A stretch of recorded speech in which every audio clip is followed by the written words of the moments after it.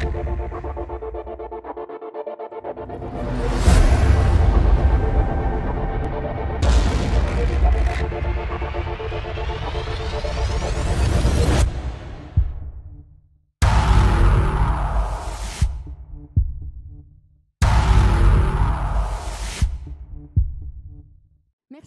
à Émilie et Marc du domaine de la salse de m'avoir invité pour venir aujourd'hui parce que, en fait, je vais vous raconter un petit peu l'anecdote. C'est que Émilie m'avait contactée il y a 2 ans et j'avais été très échaudée par les demandes d'associations qui se disent spirituelles et qui, en fait, fonctionnent en étant... j'ai failli me casser la figure.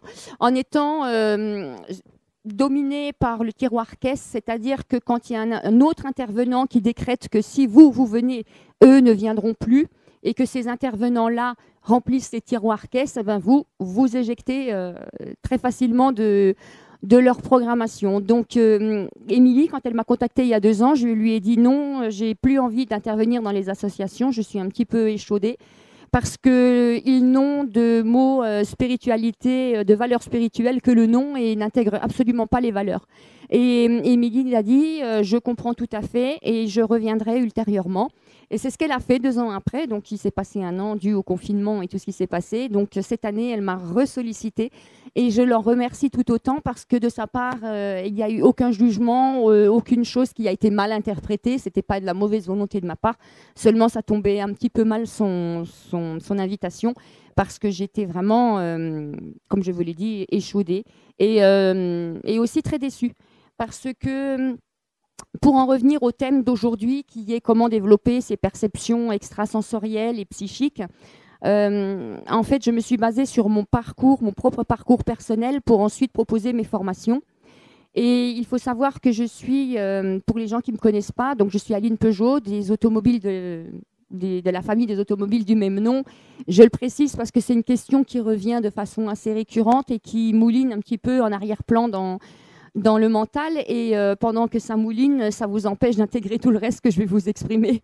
Donc oui, je fais partie de la famille des automobiles Peugeot. Ils m'ont adoptée quand j'avais l'âge de 5 ans et demi.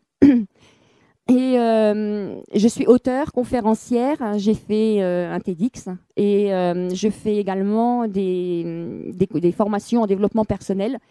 J'ai exercé je suis également chroniqueuse freelance.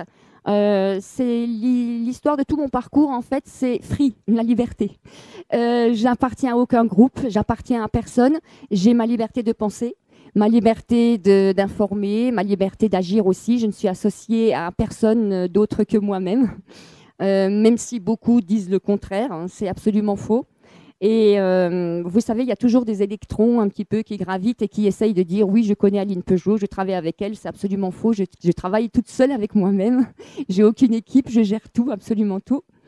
Et d'ailleurs, c'est le titre de mon second livre qui va paraître en septembre, Du fond de la classe au devant de la scène, où j'explique qu'en tant qu'ancienne cancre, en tant que blonde encore actuelle, je ne suis pas si idiote que ça et que j'arrive à gérer plusieurs casquettes de l'auto-entrepreneur et que je n'ai besoin de personne avec qui m'associer pour continuer mon activité. Et surtout, je suis quelqu'un qui se remet continuellement en question, c'est-à-dire qu'à chaque seconde de ma vie, je me remets en question. Je n'ai aucune conviction, aucune vérité à vous transmettre. Je suis en permanente méditation, en permanent état de présence. C'est-à-dire que tout est à remettre en question à chaque seconde. Parce que l'univers est en permanence et la vie est changeante et cyclique également. Donc, je ne pense pas que ça soit judicieux de rester sur des acquis. Donc pour moi, tout est évolution, tout est nouvelle découverte et je garde cet émerveillement qui fait quelque part un petit peu mon humilité, c'est-à-dire que je ne me serais jamais blasée du fait que vous ayez fait des kilomètres pour venir me voir. Je ne serais jamais blasée des connexions que je peux avoir, je ne serais jamais blasée non plus des apparitions auxquelles je peux être spectateur. Voilà, la vie, c'est un total émerveillement et tout ceci a un lien avec l'enfant intérieur à l'intérieur de nous. Et cet enfant intérieur, je suis restée intimement liée avec lui et tout ça est une histoire de parcours. Quand je vous ai dit que j'étais auteure, j'ai commencé par écrire mon autobiographie qui s'appelle « Du chaos à l'éveil spirituel actuellement », le parcours d'une renaissance. D'abord, j'avais sorti ce livre en auto-édition et il s'appelait Au-delà de mon nom, mon chemin de larmes vers la lumière des âmes. Pourquoi? Parce que mon nom, Peugeot, m'a porté préjudice un bon nombre d'années, si ce n'est pas toute ma vie, en fait, il me portera préjudice. Parce que notre société est axée sur l'intérêt, le profit, l'argent, le prestige. Et je suis à l'opposé de tout ça. Je n'en ai absolument rien à faire. Donc que je m'appelle Peugeot ou Dupont, pour moi, ça ne change rien du tout. Par contre, ça change énormément les relations que je peux avoir avec les gens, pas de mon côté, mais de la façon dont on vient vers moi. Toujours avec un intérêt. Souvent avec un intérêt, souvent avec des arrière-pensées, voilà. Et donc ça me portera préjudice tout le temps, mais la différence d'avant, c'est qu'aujourd'hui, je l'assume, ce nom, j'en suis très fière, c'est l'histoire d'une famille avec des valeurs protestantes peut-être, qu'aujourd'hui on a oublié parce que ça rentre dans l'ère de l'industrialisation. Mais avant, c'était vraiment une entreprise familiale et j'entends encore ma grand-mère me raconter qu'elle recevait dans sa propriété tous les aveugles du coin parce qu'elle était adhérente de l'association AOUI, voilà, c'est quelque chose comme ça. Et qu'elle les recevait, et qu'elle recevait aussi les familles des ouvriers. Et d'ailleurs, il faut savoir que la région où j'habite actuellement, où je suis retournée aux racines depuis 2 ans, c'est la région de Valentinier. Et tout Valentinier porte les rues de mes ancêtres et l'histoire aussi de mes ancêtres. Alors, ce qui est rigolo, c'est que tout ce qui est mairie, tout ça, quand je leur propose mon intervention, c'est status quo. On ne veut pas entendre parler d'Aline Peugeot. Pourquoi? Son passé, parce que Aline Peugeot, non, en fait, on n'en a rien à foutre. Ils ont complètement oublié que toute la région du pays de Montbéliard a été fondée grâce à la famille Peugeot, qui a fondé des villages d'ouvriers autour des usines pour que les ouvriers aient leur petit jardin, leur propriété accessible et pas loin de leur lieu de travail. Et donc, qu'ils aient leur famille à proximité et bien logée. Et ma grand-mère donc recevait ces familles et leur offrait des cadeaux de Noël. Et je me souviens de ces défilés à chaque Noël qui attendaient devant cette grande propriété qui est le château Benjamin Peugeot à Audincourt. Pour en revenir à notre sujet, développer ces perceptions extrasensorielles et psychiques, quand je vous ai dit que c'était en lien avec mon parcours que je raconte dans cette autobiographie, il faut savoir que ce n'était pas une écriture libératrice, c'était vraiment l'envie de partager ma reconstruction, l'envie de partager ce que j'avais découvert lors de ces années d'introspection. Évidemment, avant de partager cela, il fallait que je décrive les grandes lignes de mon parcours, ce par quoi j'étais passée, pour que vous compreniez de quoi j'étais partie pour en venir là où je suis. Je suis née, comme tout le monde, de géniteurs. Ma mère génitrice m'a abandonnée à l'âge de 2 ans et j'ai connu la DAS ensuite. Et à 5 ans et demi, j'ai été adoptée donc, par cette famille Peugeot. Et il faut comprendre qu'à 5 ans et demi, j'avais un gouffre de manque d'affection énorme parce que ma mère génitrice n'était pas capable de m'en donner. Elle était très frivole, psychologiquement très fragile aussi. Et un enfant était quelque part le cheveu sur la soupe, l'embêtait de vivre la vie comme elle l'entendait. Et je ne suis pas la seule qu'elle ait abandonnée sur son parcours. Et dans toute la France, j'ai pas mal de frères et sœurs dispersés à droite à gauche qu'elle a abandonnés sur son parcours. Et donc, j'ai fini à la DAS pour être adoptée. Et cette famille Peugeot, bourgeoise, était pas du tout à l'image de ce qu'on peut espérer d'une famille, dans le sens où ils ne sont pas élevés, éduqués pour aimer, pour montrer de l'affection. Dans ces familles, la vie, c'est des affaires. La vie, c'est une guerre. La vie, il faut être fort. La vie, l'affection est une faiblesse, l'amour également. Donc, ça a été la continuité d'un parcours avec un manque d'affection énorme.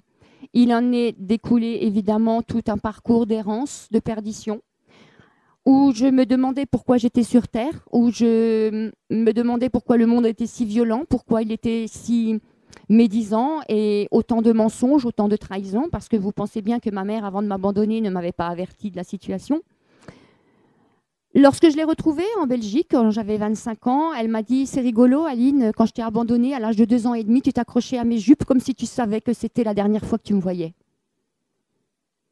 Retenez bien cette phrase parce que justement dans mes formations, je vous explique que nous sommes tous médiums, que nous avons tous accès à l'information, au-delà des apparences, au-delà des mots, au-delà de tout, et que l'enfant, ses maux de ventre, ces petits travers qu'il ressent, tout ce qu'il exprime par des problèmes physiques, c'est justement son intuition qui lui parle, parce qu'il sait au-delà des apparences, parce qu'il comprend tout ce qu'on ne lui dit pas. Il comprend les non-dits, il comprend ce qu'il est en train de se jouer. Et donc, quand elle m'a dit ça, ça m'a un petit peu confortée dans ce que j'ai toujours pensé et qui a toujours été mon fil conducteur dans la vie. C'est-à-dire que quand vous n'avez pas de base sur lesquelles vous savez, vous pouvez vous appuyer, puisque mes parents adoptifs n'étaient pas des parents aimants, avec beaucoup d'affection, puisqu'ils m'élevaient dans la dureté, avec une éducation très militaire, dans l'endurance autant physique que psychologique, vous n'avez qu'une seule chose à laquelle vous raccrochez, c'est vous. Et alors vous devenez votre meilleur ami, votre confident, votre allié. Et en fait, Dieu merci, ça m'a préservé ce lien avec moi-même, avec cette voix intérieure. Et je suis restée sur un mode intuitif, sur un mode, je vais dire, d'instinct animal. C'est-à-dire que je n'étais pas domptée, je n'étais pas quelque part civilisée. Je suis restée comme un animal sauvage qui refusait de tout son être, tout ce que l'extérieur lui proposait, puisque ce n'était que misère, que négation, que méchanceté, qu'abandon. Et donc, je n'avais que moi-même comme confidence. Et ce lien m'a permis d'avoir une intelligence intuitive. Je ne savais pas que c'était ça. Seulement, je trouvais un peu les autres un peu feignants des méninges. C'est-à-dire que pour moi, il y avait des évidences, il y avait des cohérences, il y avait des choses qui étaient très faciles à comprendre, à savoir, même avant qu'elles se produisent. Pourquoi? Parce que vous savez, ce fameux instinct animal, c'est pressentir le danger avant qu'il se manifeste devant vous.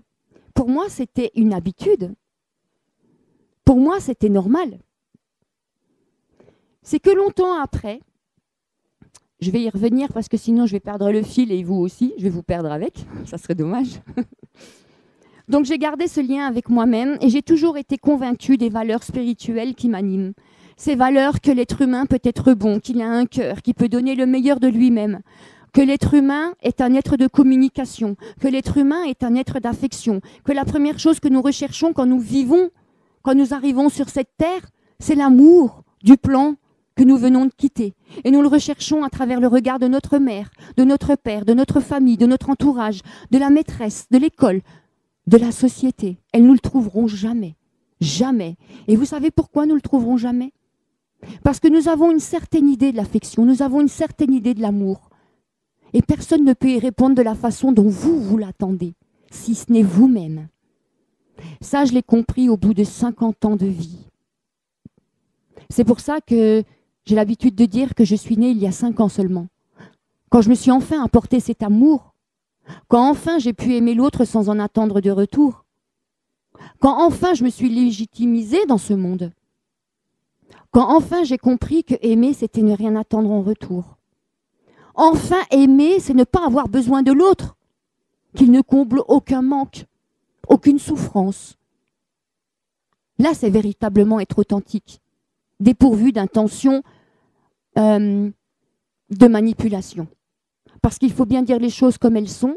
À partir du moment où vous êtes quelqu'un de bon, de gentil, de disponible, uniquement parce que vous en attendez de l'intérêt, de l'amour, de l'affection, du respect de l'autre, vous croyez bon.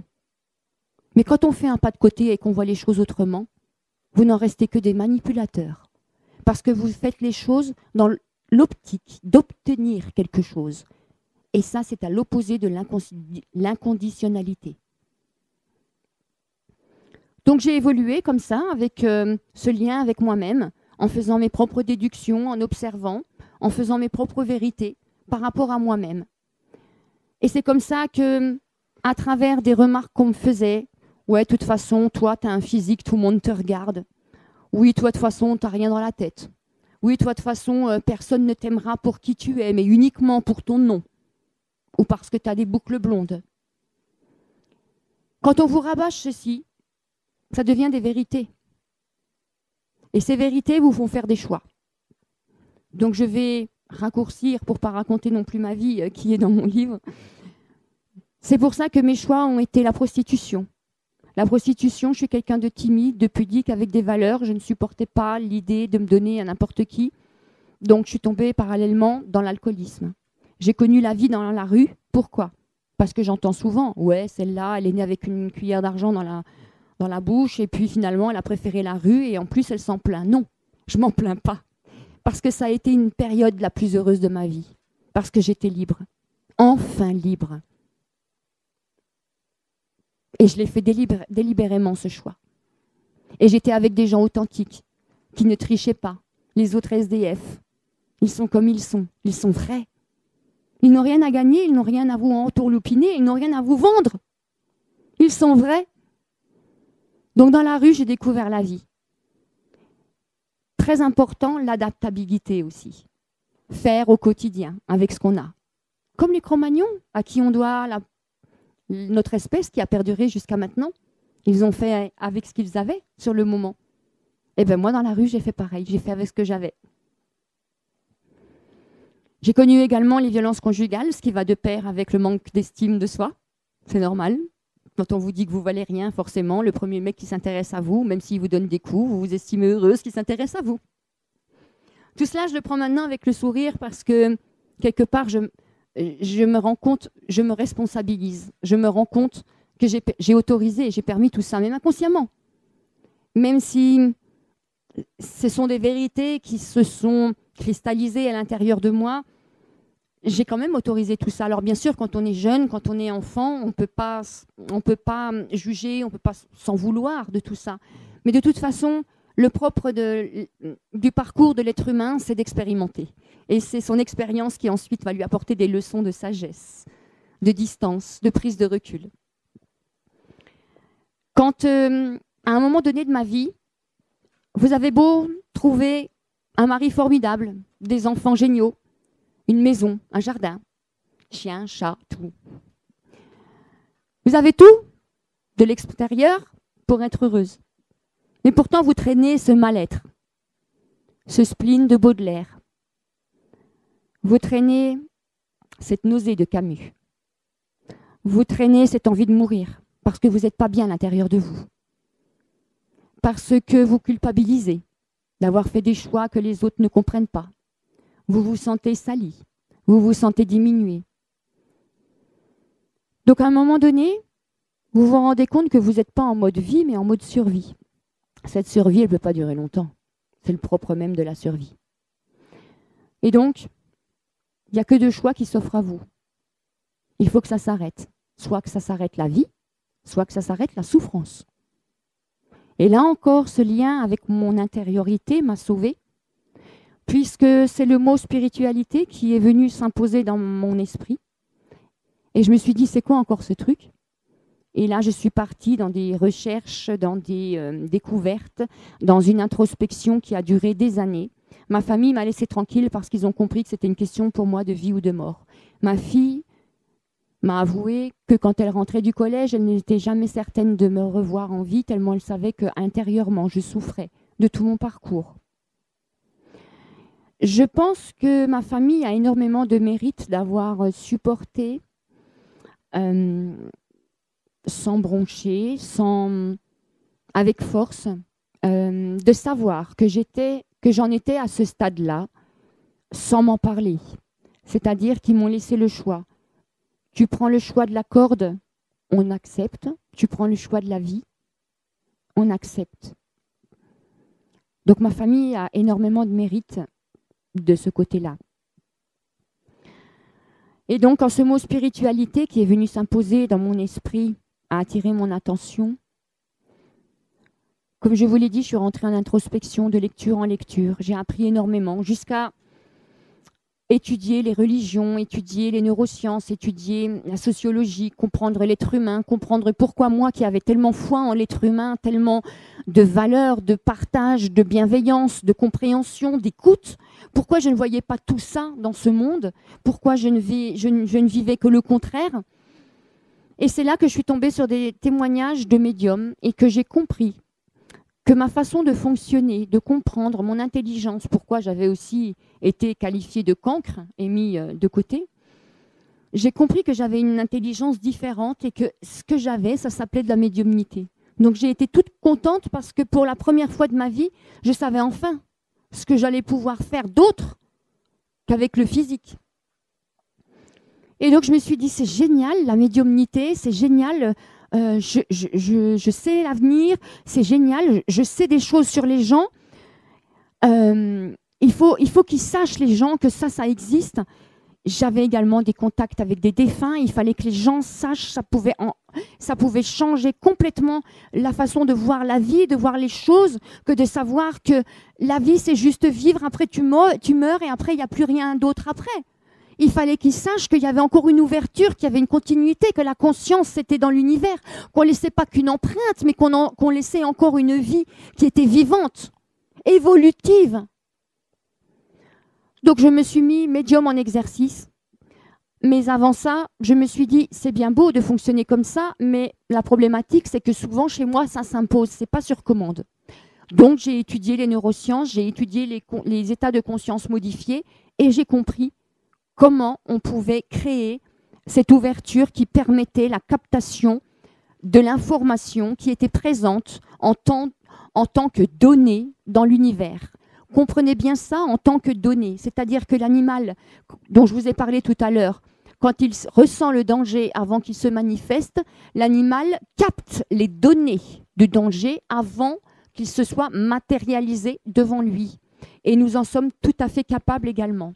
D'ailleurs, c'est ce que nous faisons dans la vie de tous les jours et ce qui est rentré dans le langage courant quand on dit « je ne le sens pas, j'aurais dû m'écouter, je ne sais pas pourquoi, mais ça ne le fait pas ». Tout ça, nous faisons mention de sensations qui sont dans nos sens, que nous captons, mais nous n'y prêtons pas attention plus que ça. On le fait sur le tard, en le déplorant, en disant « mince, c'est ballot, j'aurais dû m'écouter ». Vous voyez, c'est trop tard quelque part, parce qu'il est nécessaire d'en prendre conscience au moment où ça se manifeste, pour bien décrypter, pour bien comprendre comment ça se manifeste chez nous. Par exemple, avec le parcours que j'ai, on comprend très bien que j'ai une problématique avec le toucher. Donc, ce n'est pas par le toucher que les entités, moi, je les perçois. Je suis quelque part anesthésiée, protégée de ce côté-là. C'est plutôt, étant quelqu'un de réflexion, pour essayer de comprendre ce qui se passe autour de moi, d'observer, que chez moi, ça se manifeste sous forme de télépathie, mais une télépathie un petit peu spéciale. Et là, on retrouve la problématique de ceux qui ont fait des expériences de mort imminente, qui ont beaucoup de problèmes pour expliquer ce qu'ils viennent de vivre, hein, parce qu'il n'y a pas de langage propre à ceci, puisque ça n'appartient pas à notre dimension. C'est une télépathie où en même temps que vous le voyez inscrit, vous le lisez simultanément. Donc c'est très difficile à expliquer. Par contre, dans mes formations, vous le vivez et là, vous comprenez un petit peu mieux. D'ailleurs, dans les expériences de mort imminente, il parle de couleurs qui vibrent, qui sont pastels, mais en même temps vibrantes. Ça aussi, vous le voyez de vos propres yeux dans mes formations et vous y mettrez vos propres mots. Donc, là, je suis partie. J'ai perdu le fil, en fait. J'en étais où pour voir si quelqu'un suit? Tout le monde est parti avec moi? Ah ben c'est ballot. Hein. Voilà. Voilà. Donc en fait, il faut bien comprendre que la médiumnité ne se manifeste pas du tout de la même façon chez tout le monde parce que ça appartient à notre construction, à notre vécu et aussi à nos compétences de naissance. Hein. Nous sommes venus au monde avec des forces, avec des compétences, avec des natures bien spécifiques. Hein. Quelqu'un d'extraverti ne va pas devenir intraverti ou alors pathologiquement, on va dire, mais sa véritable nature sera d'être extraverti. Ça, on le voit aussi dans ma deuxième formation à travers les tests MBTI et d'autres tests scientifiquement reconnus aussi parce que j'ai une approche très cartésienne de tout ceci parce qu'il me semble très important de rester bien ancré sur cette terre dans ce sens où tout le monde, beaucoup de personnes pensent que c'est uniquement le chakra coronal qu'il est nécessaire de développer, mais il n'y a rien de plus faux. En fait, c'est le chakra de la gorge. Pourquoi? Parce que tout le monde capte, c'est certain. Mais par contre, dans mes formations, les 3/4 des personnes qui viennent, ils me disent c'est bloqué. Je reçois, mais je reçois plus, c'est bloqué. Pourquoi? Parce qu'on imagine bien que canal veut dire canal. Hein. Imaginez un tuyau. L'information, elle est dedans, mais vous ne l'avez pas exprimée. Qu'est-ce que ça fait? Ça crée un bouchon. Alors Aline, elle vient avec son desktop et on débouche le tuyau, mais c'est tout simplement vous, avec mes paroles et avec mon accompagnement, qui allez délibérer votre chakra de la gorge et qu'enfin vous allez oser exprimer ce que vous recevez. C'est uniquement ceci qui bloque, tout simplement. Et ce n'est pas évident parce que nous sommes formatés, conditionnés à tourner cette fois notre langue dans la bouche avant de parler. Nous sommes bridés dans notre spontanéité. Nous sommes pieds et mains liés dans notre authenticité aussi. Pourquoi?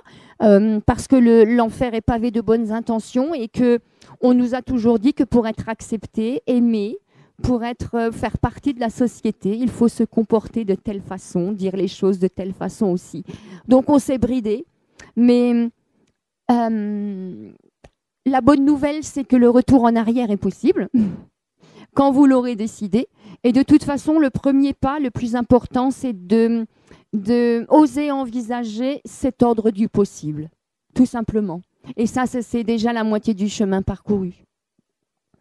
Donc, quand j'ai découvert mes capacités et qu'ils appelaient ça médiumnité, je me suis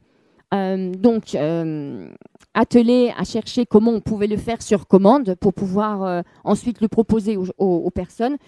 Et j'ai trouvé. Et je me suis ensuite mis médium en exercice pendant quelques années. Le bouche à oreille a été fulgurant. Il est arrivé quelque chose que je n'avais pas prévu du tout, une notoriété, tout un mouvement, un petit peu d'admiration sur un piédestal. Aline, tout ce qu'elle dit, il arrive et tout. Et je ne cherchais pas ça. Moi, j'ai toujours vécu dans l'ombre. Je n'ai jamais dit que je m'appelais Peugeot. Mon mari l'a appris que le jour du mariage, pour vous dire. Je ne suis pas quelqu'un qui se met en avant juste pour se mettre en avant. Et surtout, je suis quelqu'un qui aime profondément l'humain. Et pour moi, aimer l'autre, c'est se mettre à son niveau. Se mettre avec lui dans ses manquements, dans ses faiblesses, et puis l'amener à là où j'en suis, sachant que je ne suis pas la vérité, sachant que je ne suis pas Jésus, sachant que je ne suis pas l'Immaculée Conception, mon Dieu.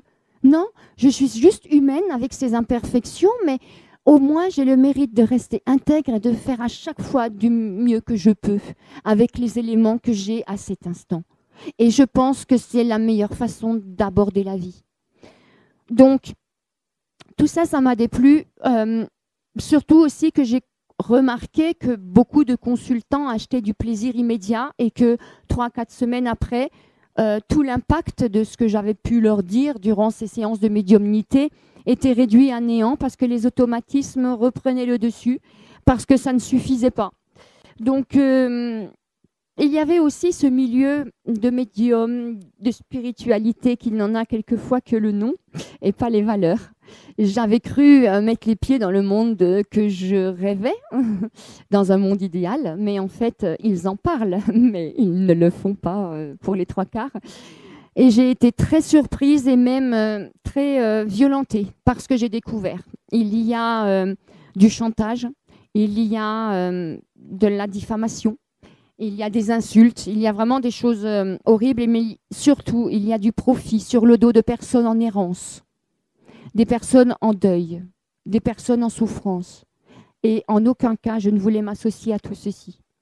Sachant que nous sommes dans un monde de dualité, où pour que quelque chose existe, il faut qu'également son contraire existe, sinon on ne ferait pas la différence et notre libre arbitre ne pourrait pas donc jouer dans nos choix.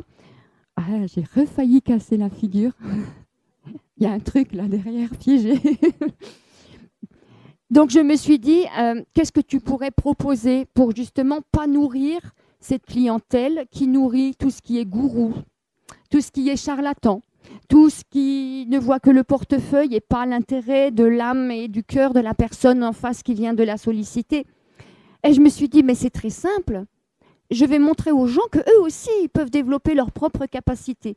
Même s'ils ne se mettent pas médium en exercice, parce que ce n'est pas non plus une fin en soi, hein, ce n'est pas le Graal, hein, ça. Hein. Ce n'est pas un don, comme certains vous le disent, c'est une capacité, c'est une faculté. Donc, je ne vois pas en quoi c'est une supériorité, hein. Ça se travaille. Donc, évidemment, c'est comme le chant. Moi, j'adore chanter quand je fais de la route. Je chante comme la Castafiore. C'est horrible, mais au moins, j'aime et je le fais. Mais même si je travaillais, peut-être que j'arriverais à un niveau écoutable. Mais donc, c'est pareil. Vous pouvez quand même activer, prendre en considération vos facultés et au moins vous serez à même de faire des choix beaucoup plus judicieux pour votre évolution et ne pas vous fourvoyer vers quelqu'un qui va plus vous enterrer que vous élever. D'accord ? Donc je me suis dit, ah ben c'est simple, moi je vais les accompagner dans comment découvrir et développer les propres facultés. Ça a duré un temps et puis après j'ai remarqué aussi qu'il y avait quelque chose d'essentiel avant tout ça. Et cette chose essentielle, c'est d'abord se trouver soi, d'abord se réparer, parce que sinon, il y a des filtres. Sinon, il y a un ego déséquilibré, il y a des émotions qui viennent intervenir dans l'interprétation de ce que vous recevez, et ce n'est pas juste. Et donc, c'est pour ça qu'est née ma deuxième formation, avec les notions de paix intérieure et de prise de conscience de votre véritable nature et de vos compétences. C'est en lien avec ce fameux chakra de la gorge parce que, par exemple, dans mes formations, quand vous recevez, je vais dire, la couleur jaune et puis la notion de rond, l'ego qui est déséquilibré, qui manque de confiance en lui ou qui a besoin de prouver quelque chose, va associer le rond et le jaune à quelque chose qu'il connaît. Ça s'appelle dans les neurosciences le solipsisme. C'est-à-dire que vous allez faire référence à votre propre vérité à vous, qui n'est pas forcément la vérité de l'autre et vous allez vous fourvoyer. Donc si vous dites à la personne en face, je vois un ballon, puisque pour vous, non, c'est le contraire. Si pour vous, le rond jaune, c'est un soleil, vous allez dire, je vois un soleil. En face de vous, ça ne va pas percuter. Par contre, si vous aviez dit rond et jaune, chez la personne en face, elle va dire oui, c'était le ballon jaune de mon fils, c'était son préféré. Vous voyez, c'est complètement différent. Mais ça, l'ego et le chakra de la gorge, quand ce n'est pas équilibré, quand ce n'est pas libéré, quand ce n'est pas épuré de tous les conditionnements et de toutes les blessures émotionnelles, on n'ose pas dire brut de brut. On a besoin de donner un sens, on a besoin d'interpréter pour être cohérent en face de l'autre, parce qu'on a besoin de son appréciation. Là, vous aurez remarqué que moi, j'ai besoin de l'appréciation de personne, je suis très spontanée. Et c'est cet état d'enfant intérieur que j'incarne, en fait, et que je n'ai jamais cessé d'incarner, qui m'a sauvé la vie, et qui fait que cette vie est une merveille à chaque instant. Donc, ces facultés que nous avons à l'intérieur de nous nécessitent au préalable de s'être trouvé soi et d'être en paix avec nous-mêmes. Vous me suivez? C'est très simple en plus pour développer ces capacités. Sachez que dans l'univers, il n'y a que 2 directions, que 2 vibrations, que 2 ondes qui font tourner l'univers. Il y a certains physiciens, métaphysiciens qui appellent ça gravitation-dégravitation. Moi, je vais vous dire ça plus simplement. Il y a le oui ou le non. C'est simple, tous les jours, vous en faites l'expérience. Quand vous rencontrez quelqu'un pour la première fois, vous savez si ça va le faire ou si ça ne va pas le faire. Vous vous sentez attiré par cette personne ou repoussé par cette personne. Il n'y a pas de notion de jugement. Si là, vous commencez à mentaliser les choses en disant « Oh, je suis pas gentil quand même, hein. Cette nana-là, je la sens pas bien. Si ça se trouve, la pauvre. » Non, ne cherchez pas d'excuses. Tenez-vous-en au fait. Tenez-vous-en à la vibration. Elle vous attire ou elle ne vous attire pas. C'est aussi simple que ça. Il n'y a pas de milieu. Le milieu, vous savez ce que c'est? Le milieu, c'est la stagnation. Le milieu, c'est électrocardiogramme plat, c'est la mort. Soit ça vous attire, soit ça vous répulse. Assumez ce choix, ce libre arbitre de votre corps, de toute cette information que vous percevez cellulairement et qui vous fait vous mouvoir. Quand vous faites des choix et qu'après vous dites « Ah, je le sentais, il fallait que je fasse fallait que je prenne l'autre direction. » Ben oui, tu n'es pas une victime, tu t'es juste pas écouté. Donc, n'en voulez pas à la vie, comme je l'ai fait pendant 50 ans. N'en voulez pas à l'univers, ni à votre mauvaise étoile. N'en voulez qu'à vous-même. Parce que, en plus, c'est même pas cool de vous en vouloir à vous-même, puisque le vous-même vous a averti. C'est quand même ballot, non? Mais l'être humain est ainsi fait. Sachant qu'il n'y a que le oui ou le non. Ça m'attire ou non, ça ne m'attire pas du tout. Quand vous suivez cette simple indication tout au long de votre vie, je vous assure que c'est les doigts dans le nez, en fait. Que c'est d'une simplicité maternelle. C'est aussi simple que cela.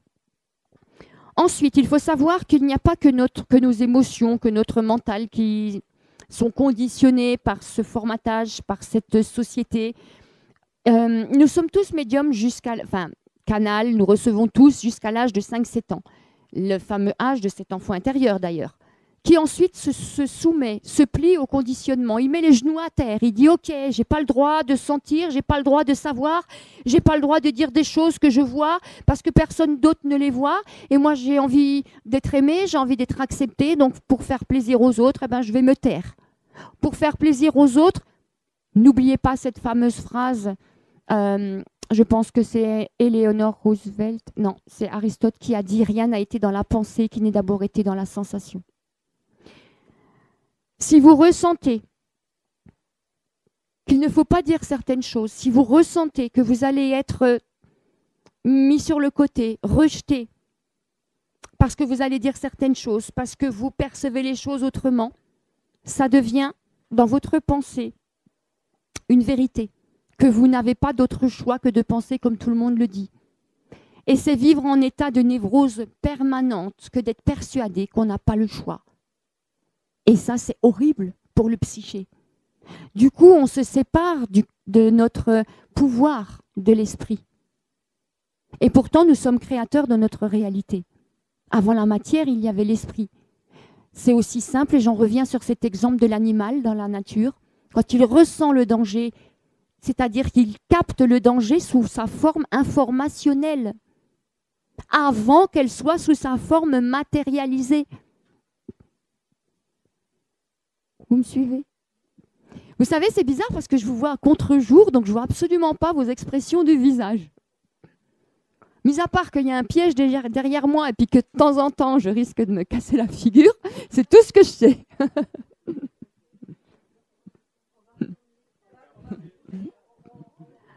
Non, c'est tout bon, hein. Du coup, j'arrête. Hein. Du coup, j'arrête de faire des pas en arrière.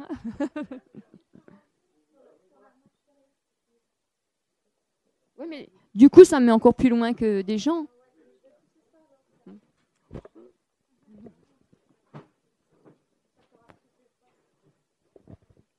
Je ne vous vois pas mieux. Hein.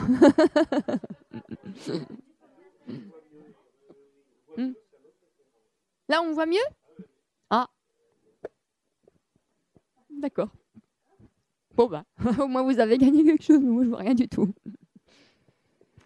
Donc, nos sens aussi ont été conditionnés. Pourquoi? Parce que on nous apprend, par exemple, le sens de la vue. On nous apprend à décrypter, à observer, à focaliser sur un point précis. Pourquoi? Pour critiquer, pour comparer. On est d'accord? Et quand on conditionne ce sens de la vue sur un petit faisceau, vous comprenez bien que, regardez mon geste, tout ce faisceau-là, il est occulté. On l'a oublié, tellement occupé à regarder sur ce faisceau. Qu'est-ce qu'il fait? Qu'est-ce qu'il dit? Qu'est-ce qu'il a? Tout à fait.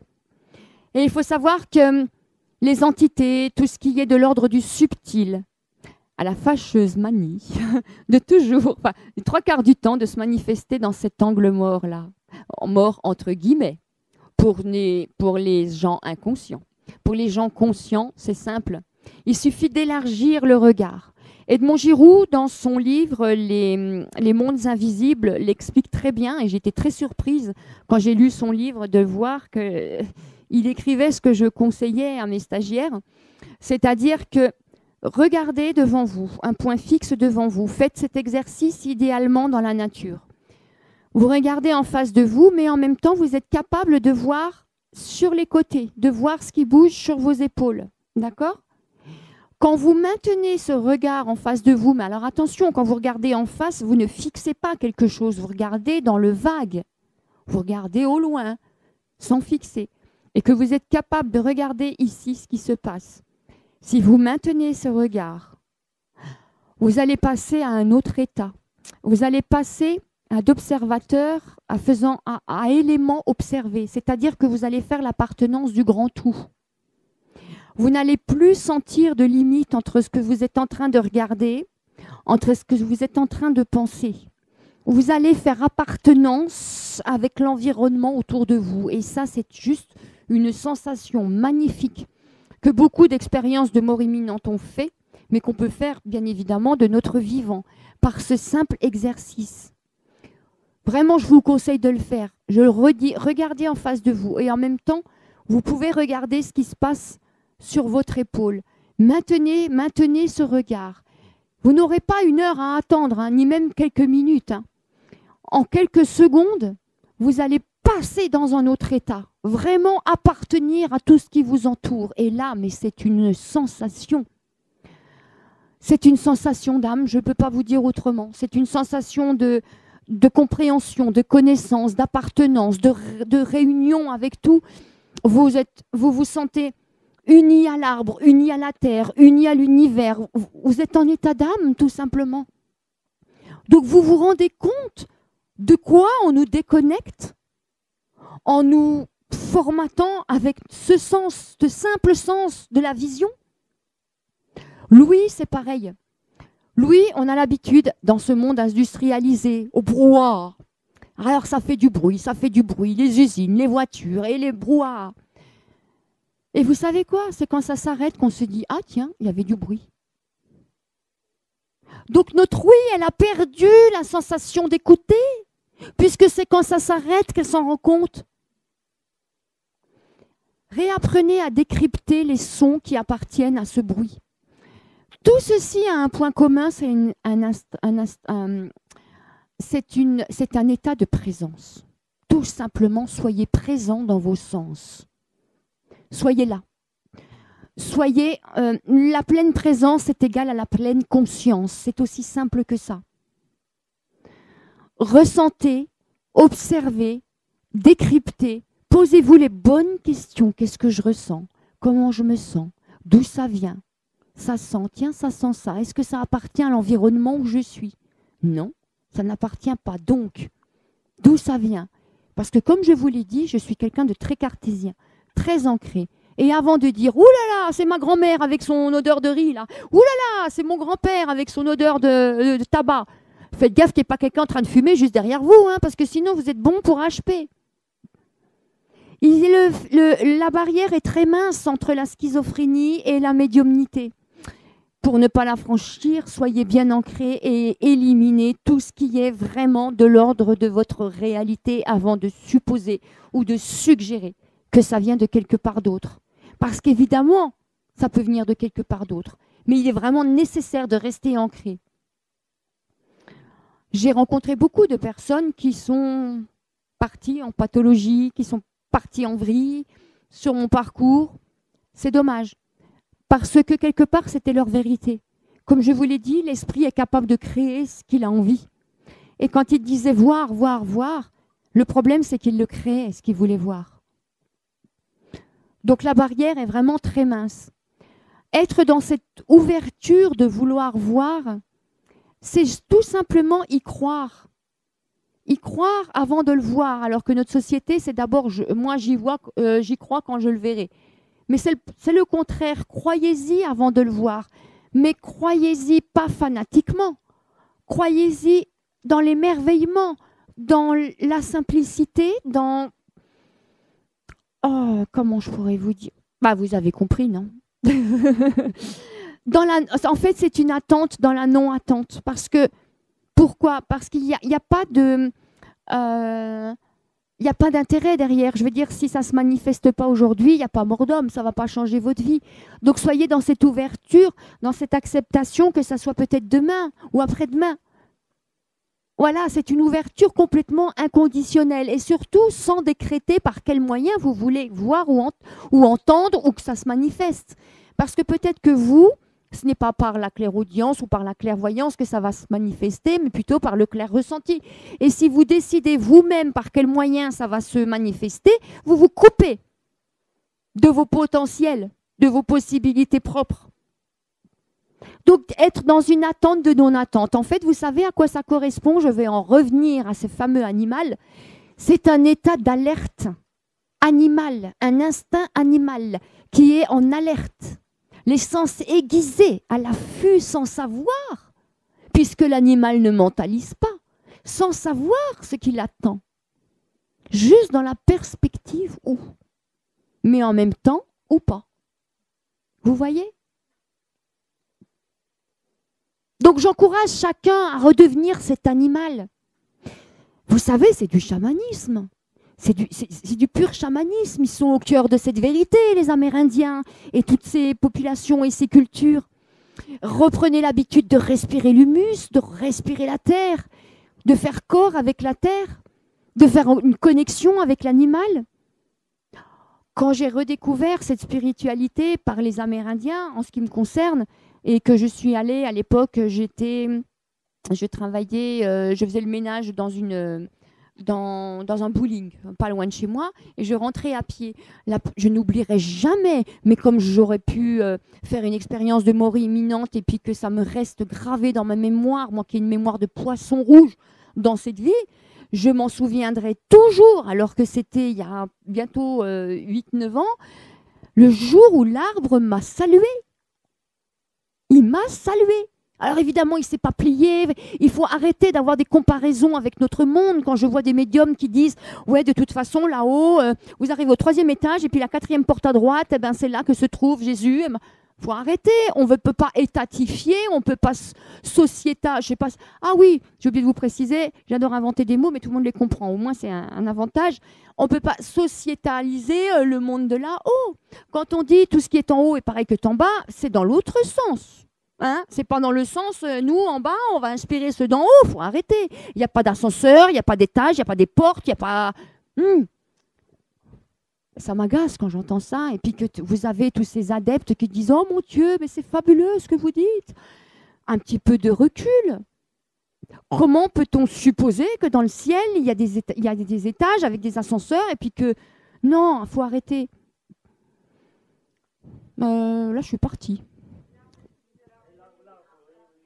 Ouais, la première fois que l'arbre m'a appelé, c'est une sensation intérieure. Alors, vous savez, dans mes formations, les gens sont surpris parce que souvent, ils pensent que je vais leur donner les outils matérialisés, genre baguette magique, genre pierre sacrée, genre le Graal. Ils vont boire dedans, puis ça y est, la Marie qui va apparaître. Non, c'est pas ça. C'est pas ça. Les outils, les clés sont intérieures. Et c'est un monde qu'on appelle subtil. C'est pas pour rien. C'est un monde aérien, de vibrations très légères. Donc effectivement, on les voit, mais c'est éthéré. D'accord? Il y a beaucoup de médiums qui font le spectacle en disant « Je vois, j'entends ». Les 3/4, ils voient que dalle, ils entendent que dalle. C'est une façon de parler pour vous impressionner, pour vous dire que vous êtes les couillons qui ne voyaient rien et qui n'entendaient rien. C'est une façon de dire « moi, je ». Non. On peut exprimer le « je vois » ou « j'entends », mais judicieusement, il serait bon d'expliquer que quand je dis « j'entends », bon, entendre, pour entendre, effectivement, on entend. Mais pour ce qui est de voir, c'est compliqué. Parce que autant c'est une indication télépathique que c'est une image aussi un petit peu en noir et blanc. Donc, comment expliquer que vous avez des couleurs alors que l'image que vous voyez est noir et blanc? Donc, il faut cesser de faire croire que c'est carrément une apparition en chair et en os et en couleur que vous voyez. Et effectivement, ça peut arriver, mais pas dans les 3/4 des gens qui vous disent « je vois » ou « j'entends ».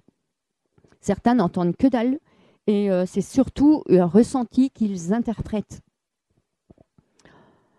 Le ressenti intérieur, quand un arbre vous appelle, c'est en fait, c'est réel Et il y a votre mental qui observe. Et c'est ça qui est génial parce que vous savez que vous êtes en train de faire une expérience de l'ordre de l'extraordinaire. Parce que votre mental n'est pas en train de le créer, puisqu'il est en train de le commenter.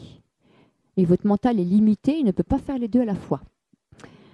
Donc quand vous sentez cet appel, il observe et il dit, tu ne peux pas t'arrêter puis lui répondre parce que là, s'il y a quelqu'un qui te regarde, eh ben, il va dire que tu es complètement taré. Mais votre cœur, lui, il reçoit cet appel. Il comprend, il interprète, il entend. Dans mon cas, j'ai écouté mon mental 2 secondes et j'ai dit, ouais, putain, il a raison. Hein, si je m'arrête là et que je vais parler à l'arbre, je ne sais pas si c'est quelqu'un qui me regarde, mais bon, il y a la rue pas loin. Et donc, j'ai continué mon chemin. Mais c'était juste pas possible au niveau du cas de conscience. Parce que j'étais déjà sur ce cheminement spirituel et quand vous êtes sur ce véritable chemin spirituel, vous comprendrez que votre conscience, c'est quelque chose qu'il est primordial, essentiel de préserver. Et donc, ça me donnait un cas de conscience que d'ignorer ce vivant qui s'était donné la peine de me saluer sur son passage. Et même si c'était un arbre, il n'a pas choisi d'être un arbre, et il n'était pas moins que rien pour autant. Je me devais de lui rendre l'appareil et de le remercier parce que sinon, je n'aurais pas dormi de la nuit. Et comme mon bien-être m'importe énormément depuis que je fais ce parcours spirituel, j'ai fait demi-tour. Et je me suis plantée devant et évidemment, je n'ai pas parlé comme je vous parle, mais dans ma tête intérieurement, de toute façon, c'est capté. Je le remerciais de son salut et je le saluais en retour. Évidemment, je n'ai pas reçu de réponse, mais il y en a qui vont se charger de vous dire qu'il s'en est suivi un roman d'échange, même qu'ils en écrivent des bouquins. Mais il suffit d'un appel auquel on répond pour avoir cet échange qui est nourri et qui est là à jamais, en fait. Je ne l'oublierai jamais, tout comme il ne m'oubliera pas. Parce que si c'est donner la peine de m'appeler, de me saluer sur mon passage, c'est que c'est quelque chose qui fait partie de son vécu maintenant.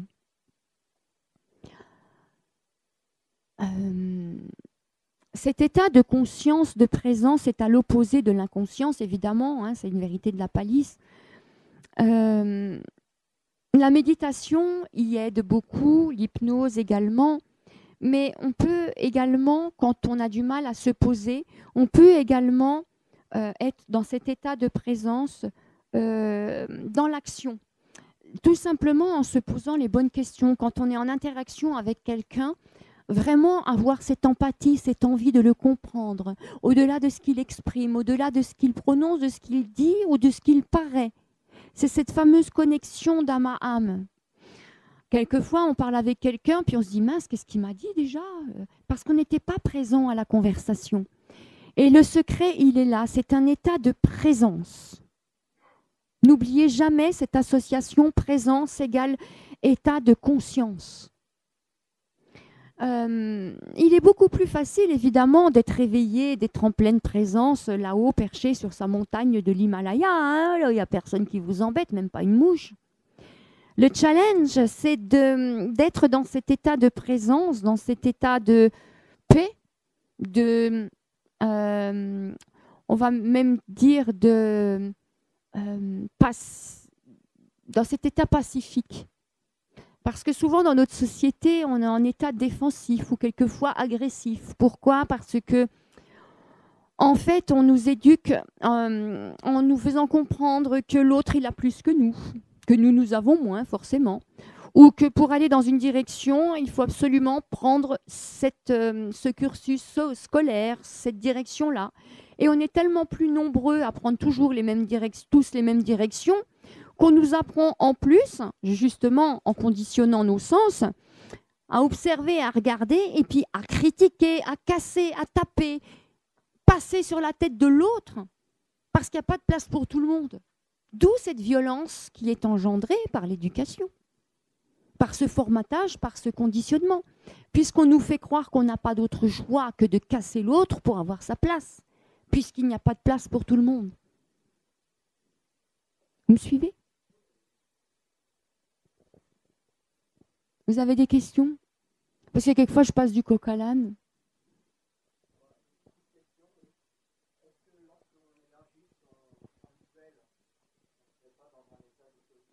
Tout à fait. Ah oui, oui, complètement. Vous savez, l'hypnose, c'est tout simplement être présent à quelque chose. Il y a deux façons de se mettre en méditation et en hypnose.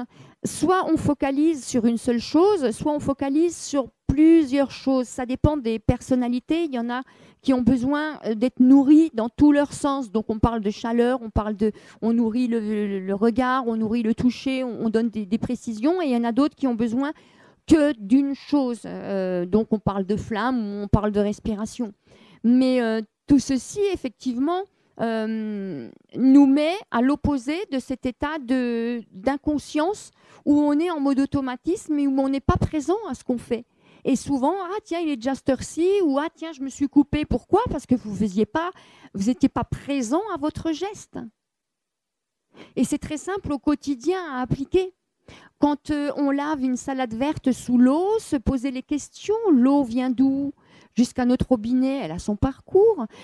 Racontez l'histoire du vivant et cette salade avant qu'elle arrive dans votre évier. Quelqu'un l'a cultivée, l'a plantée, l'a cultivée, l'a coupée, et puis elle a fait son trajet. Soyez reconnaissants, gratitude, remémorez-vous notre espèce, en fait, ce par quoi elle est passée pour en être encore actuellement là, présente de nos jours. Toute cette adaptabilité, tous ces efforts qui ont été faits pour que nous soyons nourris, que nous soyons repus, que nous soyons satisfaits dans nos désirs. La nature y pourvoit. Donc, la moindre des choses, c'est de se remémorer de son histoire et du processus par lequel un aliment arrive dans notre assiette. Vous voyez?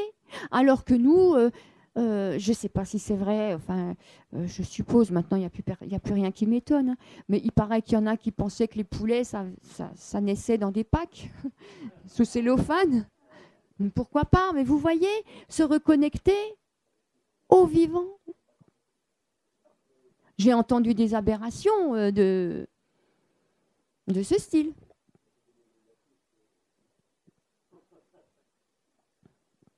C'est tout simplement un état de présence. Aimez votre vie, aimez votre corps. Si vous n'aimez pas votre corps, comment voulez-vous que vos sens s'expriment? Ils vont se taire, ils vont se faire discrets, ils vont s'effacer. Si vous l'aimez, votre corps, si vraiment vous l'intégrez, si vous vous aimez vous, vos sens, ils sont nourris par votre considération, donc ils vont s'exprimer. Ils vont retentir. Et là, vous allez capter par tous vos pores. Mais ne décidez jamais par où vous devez capter. Parce que sinon, vous allez vraiment passer à côté de ce par quoi, chez vous, ça va parler. Pour une petite anecdote, quand j'étais sur mon cheminement spirituel, quand on me parlait d'ange gardien, moi, mon petit fétiche, c'est l'archange Michael, hein, parce que forcément, il a l'épée, et puis il tue le mal, et puis pour le bien. Et vous savez, on a le droit d'être... capricieux ou véhément et faire des demandes un petit peu capricieuses, olé olé. Et le ciel ne nous en voudra pas parce qu'ils ont conscience de notre condition d'humain.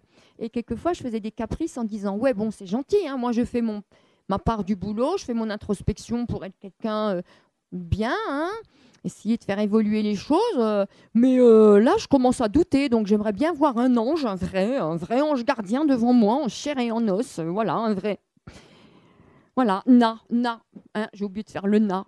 Vraiment capricieuse. Mais ils ne nous en veulent pas parce qu'ils savent à quel niveau on en est. Et je me suis dit, oh là là, le ciel, il va me tomber sur la tête parce que là, j'ai fait vraiment la capricieuse. Mais en fait, non, ils y ont répondu, mais pas de la manière dont je voulais, moi. Du coup, j'ai été déçue, mais je me suis excusée après d'avoir été déçue. C'est-à-dire que cet ange, effectivement, je l'ai vu de mes yeux comme je vous vois. Mais je voulais pas ça, moi. Moi, je voulais un beau gars, torse nu, musclé, avec des grandes ailes, bien bronzé. Mais c'est pas ça que j'ai vu. Ce que j'ai vu au pied de mon lit, qui m'a réveillée, quand un regard insistant, quand vous dormez, vous tire du sommeil, j'oublierai jamais, c'était un chérubin. Et je me suis dit, oh, bof, vraiment, la nana de mauvaise foi. Et j'ai écarquillé les yeux pour voir s'il restait, ça restait. Et puis j'étais encore là, bof. C'est ça l'ange gardien? Il a fallu que j'en parle avec quelqu'un qui m'a dit « Mais Aline, tu déconnes complètement, regarde autour de toi. » Et j'ai regardé dans ma maison, je faisais collection de chérubins. J'en avais partout. Ils vont vous répondre par vos affinités qui ne sont pas forcément celles de vos désirs. Et c'est vrai que je faisais collection et que j'en ai encore tout plein à la maison, mais bon, c'est relégué aux toilettes parce que ma famille en a un petit peu ras-le-bol. Mais collection de chérubins, d'angelots, voilà, même si j'aurais voulu Chippendales. Donc, c'est pour ça que je recommande d'être dans cette ouverture, dans cette attente qui est une non-attente, en fait. Soyez dans l'expectative de ce qui va arriver, parce que ça arrive. Mais bon, ne vous inquiétez pas, parce que même quand vous ne voulez pas, ça s'impose. Ça reste. La meilleure façon aussi pour que les choses se manifestent, demandez-les. On oublie souvent parce qu'on nous conditionne à ne pas demander, parce que demander, c'est de la faiblesse. Et dans cette société, il faut être fort. Fort, ne pas pleurer, ne pas avoir de dépression. Regardez comme c'est rigolo quand on vous demande bonjour, comment ça va? Si vous dites bof, hop, ça décampe. Ah, c'est tabou si tu vas bof. La logique veut que tu répondes, ça va bien et toi? Même si c'est pas vrai. Mais là, au moins, vous rentrez dans les critères.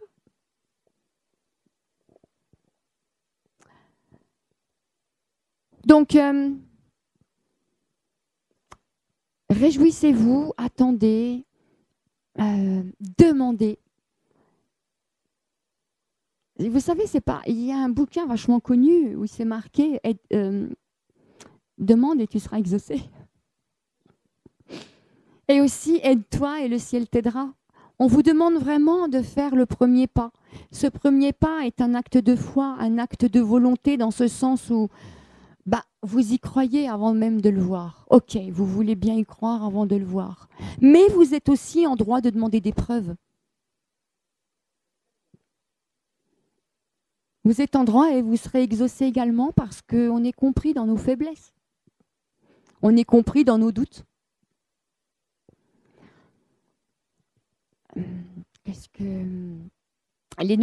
Quand j'ai étudié les neurosciences, j'ai vu que le cerveau n'était pas non plus notre meilleur allié, mais dans son fonctionnement. Mais en comprendre quelques notions font que ces travers peuvent devenir des amis, dans ce sens où on n'est plus sous son joug. C'est-à-dire que connaissant sa façon de fonctionner, on peut le détourner. Par exemple, il y a l'effet halo. Cet effet halo, c'est que quand vous voyez quelqu'un, on a cette faculté de lui attribuer des sentiments, des désirs, tout ça. Le problème, c'est qu'ils sont en fonction de votre propre état intérieur. C'est-à-dire que si vous êtes en manque d'estime de vous, si vous avez développé un sentiment d'infériorité, quand vous croisez quelqu'un qui en impose et qui a l'air un petit peu indifférent envers vous-même, vous allez vous dire que c'est quelqu'un de méprisant, que c'est quelqu'un qui se la pète, que c'est quelqu'un de ci, de ça, de ça.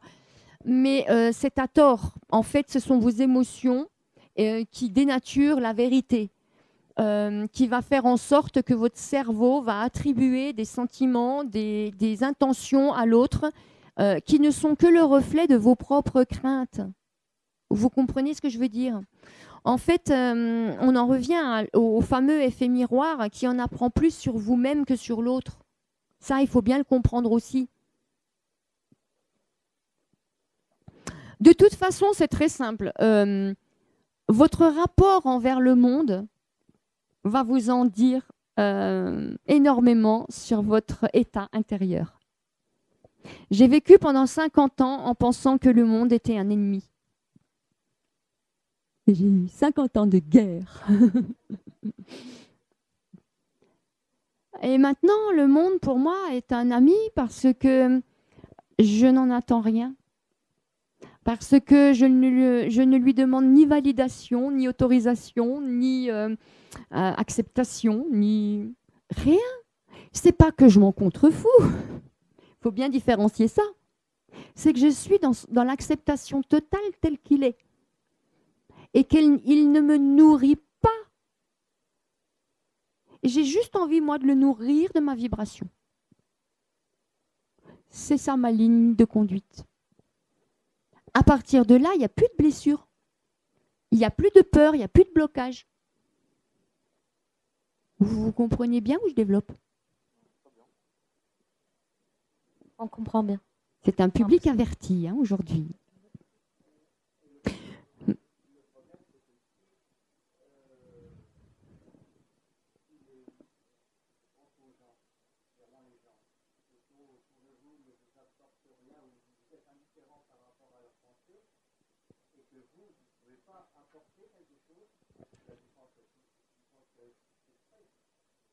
Mais en vibrant l'exemple, on apporte. C'est aussi simple que ça. On inonde sans effort. C'est ça l'authenticité. L'authenticité est hyper efficace, elle est imparable. Elle est même indestructible et elle est invulnérable. C'est cette fameuse paix intérieure. Quoi qu'on vous dise, quoi qu'on vous fasse, qu'est-ce qui se passe dans le... Ça ne dépend même pas de l'environnement. La Terre peut exploser quand on est authentique et qu'on est dans la non-attente, dans l'inconditionnalité. Ça ne va rien changer à votre présent. Advienne que pourra. On en parlait tout à l'heure avec l'équipe du domaine de la salse. La meilleure des protections, je pense, c'est de ne pas en avoir. Parce que qui dit protection sous-entend peur. La meilleure des protections, c'est de ne pas avoir peur. Parce que sous-entendre peur, c'est faire exister le danger. Je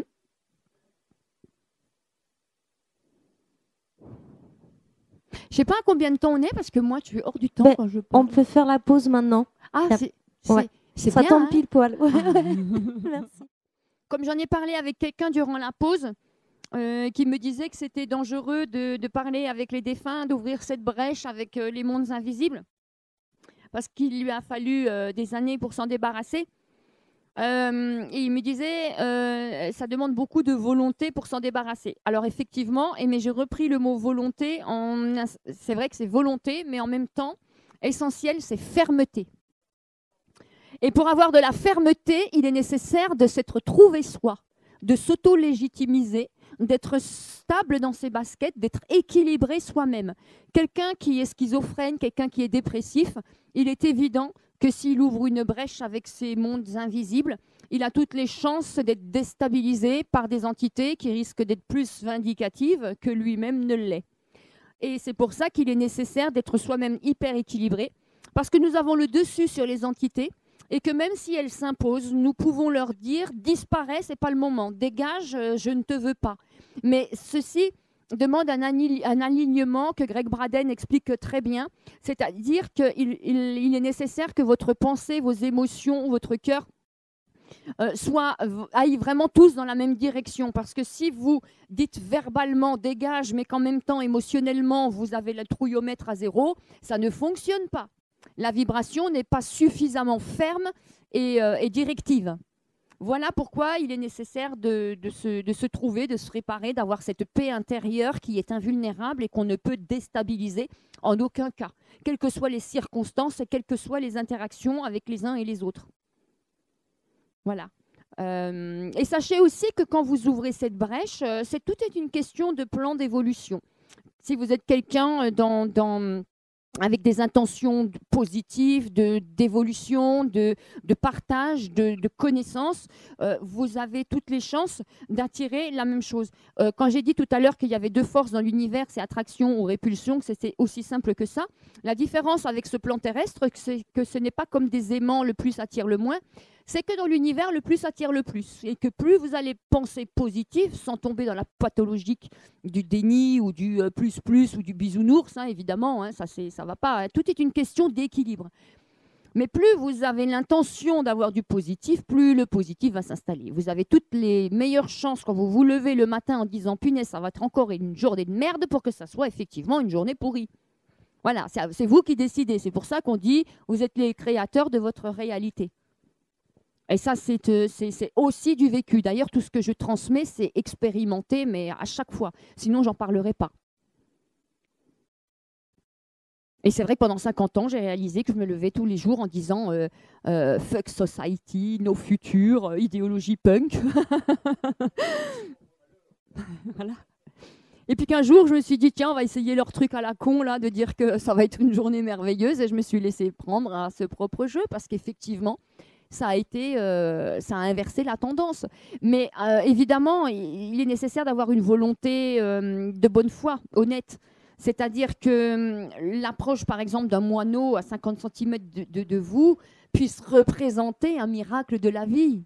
Quand on est dans l'aigreur, quand on est dans la frustration, on va interpréter ça comme un petit oiseau de merde. Voilà, vous voyez ce que je veux dire. Mais quand on est vraiment dans cette urgence de vivre et qu'on est dans l'observation de cet oiseau, de ce vivant qui s'approche de vous et qui comprend que vous êtes inoffensif parce que vous êtes un cœur pur avec des bonnes intentions, c'est la vie qui vous récompense de justement ce travail que vous faites, de cette direction que vous avez choisie. Quand on dit les chiens mordent, machin, tout ça, mais ils mordent que les gens qui sont mal intentionnés, tout simplement. Souvent. Bon, pas tous non plus, hein. Mais généralement. N'hésitez pas à poser vos questions ou même faire un échange si vous avez des anecdotes, des histoires à raconter ou des questions. Je vais faire passer la parole pour qu'on s'entende un petit peu mieux, même si là on est un petit comité. Mais voilà, n'hésitez pas à me faire signe. Si vous n'avez pas de questions, je vais rebondir sur ce que monsieur m'avait dit tout à l'heure, qu'il faut un certain courage pour relever ce genre d'expérience que j'ai eue dans la vie. Je dis, je ne suis même pas consciente, on ne peut même pas parler de courage parce que ce n'est pas mentalisé. Je n'ai pas calculé la chose. En fait, c'est un instinct de survie intérieure.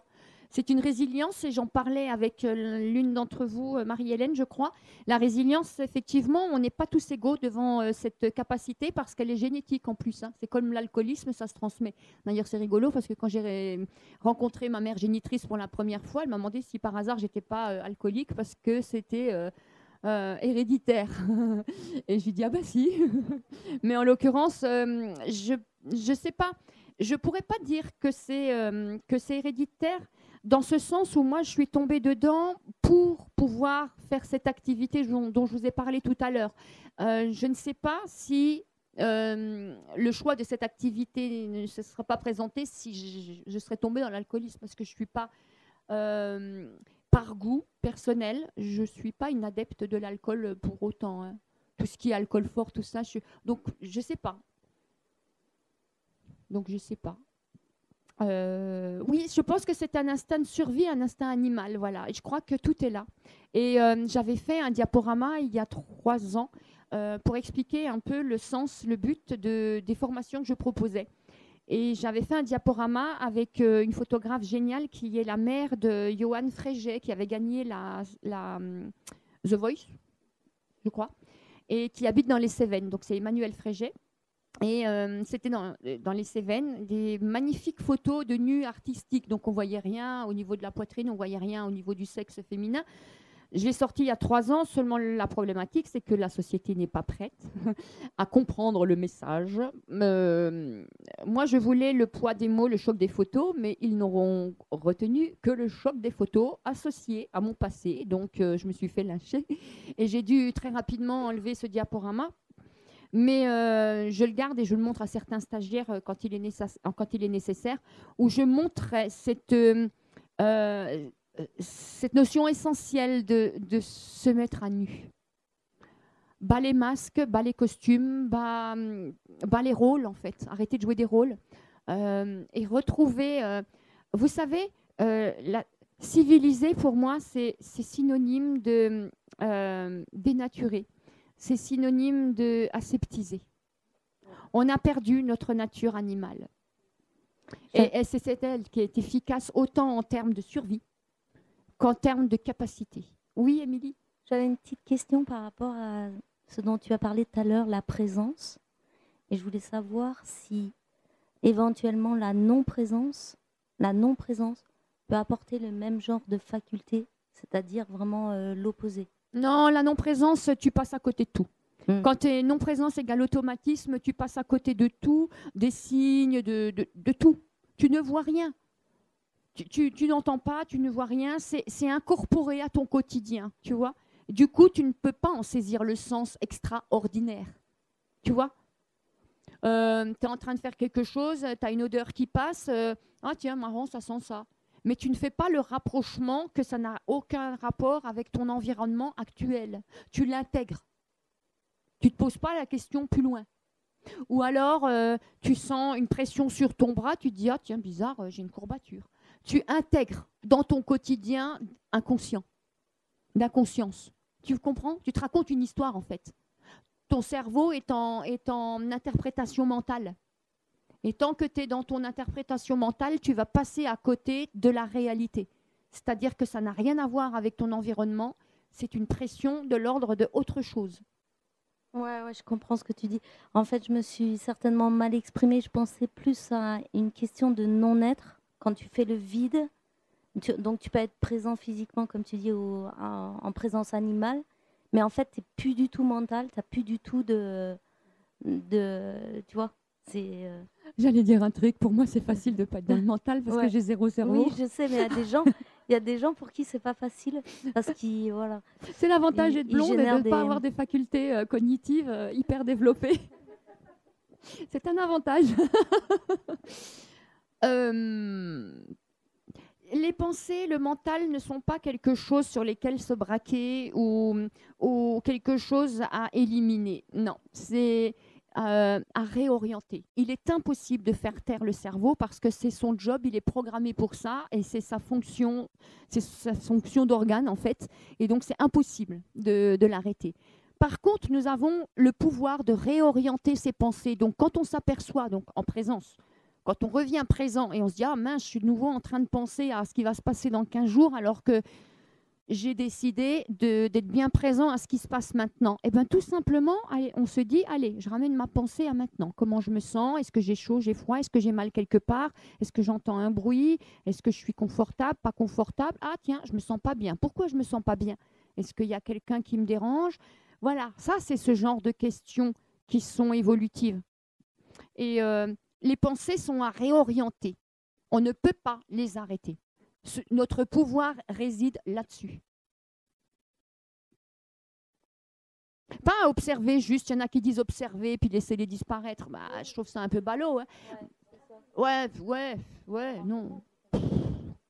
Mais non, mais il y a tellement de trucs ballots qui circulent aussi. Non, c'est à réorienter. Réorienter là où vous voulez aller. C'est mignon, les angelos. Je reviens à ce que vous aviez dit. J'ai tout de suite une image qui est apparue quand vous avez parlé des angelos. Ce n'est pas l'enfant intérieur. Peu de nous se souviennent de leur embryon intérieur ou du bébé intérieur.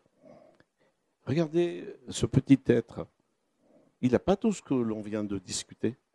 Il est là, il boit, il mange, il dort. Peu importe si le monde va disparaître. De toute façon, il est dans son monde. Et ça, c'est intéressant, cette image de l'angelo, parce que c'est le bébé universel. Et là, on est à un certain stade, hein, parce qu'après, l'enfant intérieur, c'est encore autre chose. Mais la description de l'angelo, là, c'est la magie du temps présent, de l'instant présent. Je suis d'accord, et cet angelo, pour moi, il est animal parce qu'il a le réflexe de succion, de se nourrir, il a le réflexe de nager, il a beaucoup de réflexes de survie. C'est pour ça que je dis souvent, mettez-vous à nu, comme l'enfant qui vient de naître, épurez-vous, retrouvez vos instincts. Il y a aussi autre chose qui est apparue, c'est l'estomac, quand vous avez parlé du cerveau. Et il y a d'autres fonctions qu'on ne peut jamais arrêter, c'est le suc digestif. Vous pouvez arrêter de manger, donc vous pouvez influer sur quelque chose. Mais par contre, le suc digestif, vous ne l'arrêterez jamais, puisqu'au bout de 40 jours, donc les fameux 40 jours, l'estomac commence à s'autodigérer. Et si l'estomac, il n'y en a plus, voilà. Alors c'est intéressant de faire le parallèle entre la réorientation de quel flux, de quelle énergie. Parce que si le cerveau est comme un estomac, donc il y a ce flux dont vous parliez, c'est intéressant ça aussi. J'ai vu une légende et malheureusement, je n'ai plus la référence. Je me demande si ce n'est pas en lien avec Rinpoché. L'enfant se plaignait à son maître sage en disant j'ai faim, j'ai faim, j'ai faim, j'ai faim. Et son maître lui disait qu'est-ce que tu choisis? Avoir toi prendre le dessus sur ta faim ou que ta faim prenne le dessus sur toi? Donc l'esprit, encore une fois, a le moyen de réguler et de réorienter. J'en suis persuadée, encore une fois, parce qu'il y a tellement de choses que je ne raconte pas dans cette autobiographie pour ne pas soulever des polémiques et pour ne pas réveiller certaines choses. Mais vous savez, quand j'ai été emprisonnée parce qu'on a voulu me faire taire à une époque, ce que je ne dis pas dans mon livre, c'est que j'avais porté plainte contre un préfet. Un préfet qui abusait de filles qui travaillaient dans la rue à l'époque. Et on ne porte pas plainte contre un préfet. Il faut le savoir, dans notre société, liberté, égalité, fraternité, mes fesses, oui.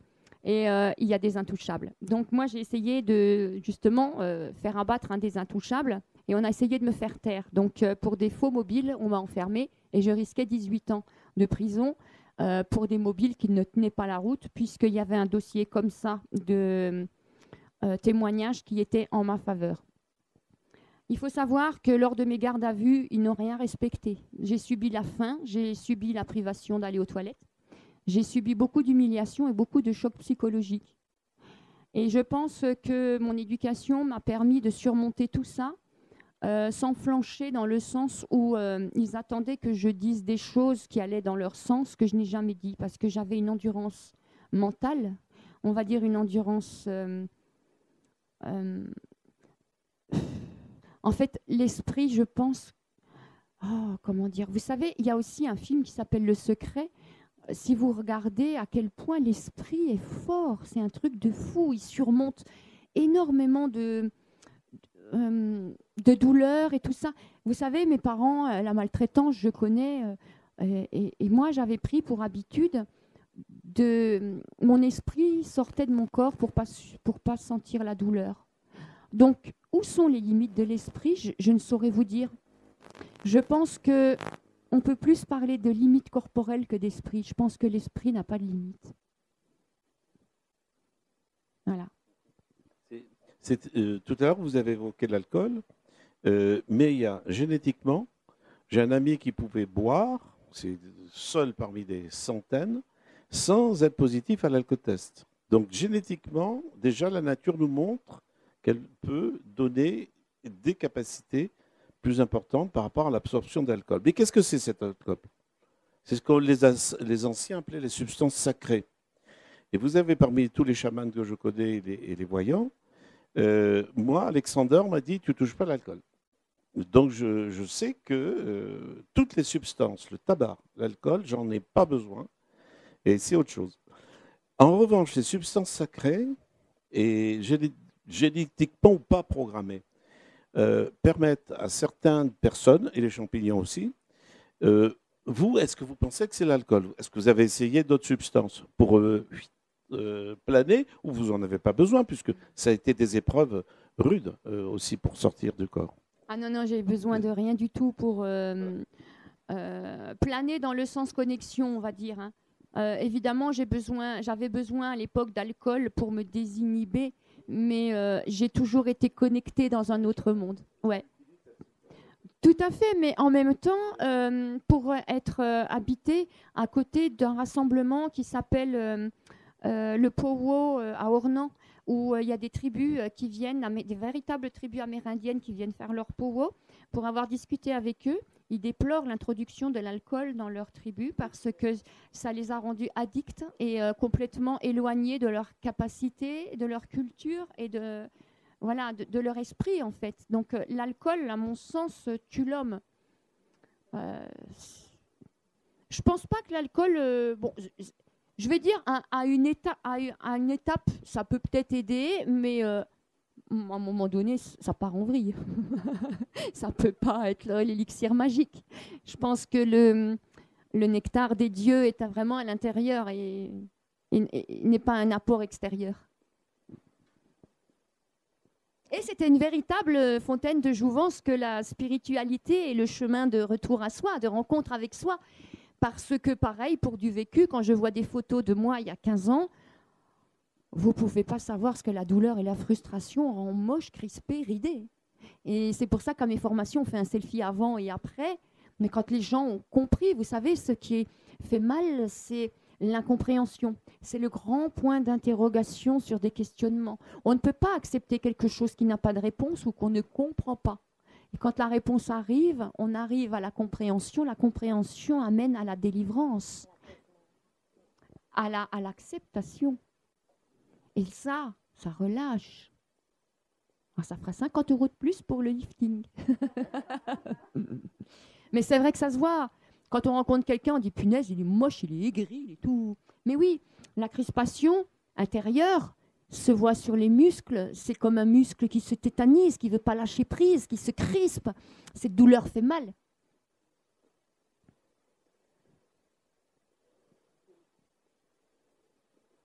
Une question ?